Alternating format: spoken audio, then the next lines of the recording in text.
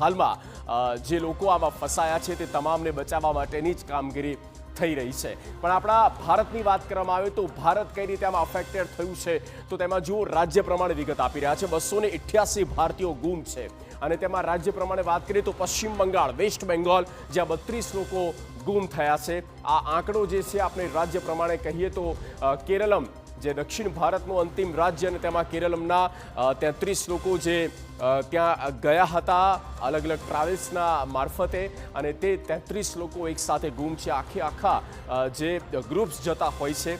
ગુજરાતની વાત કરીએ તો 12 ગુજરાતીઓ પણ લાપતા છે અને આ એ ચિંતાજનક બાબત છે। તમામ માટે પ્રાર્થનાનો દોર શરૂ થયો છે કે કંઈક રીતે તેઓ બચી જાય અને એ તમામ સહી સલામત ઘરે પરત ફરે। અન્ય રાજ્યના કુલ 61 લોકો ગુમ છે પણ નોંધપાત્ર જે રાજ્યના હતા તેની વિગતો મેં આપના સુધી પહોંચાડી। વેસ્ટ બેંગોલ, કેરળમ અને ગુજરાત છે।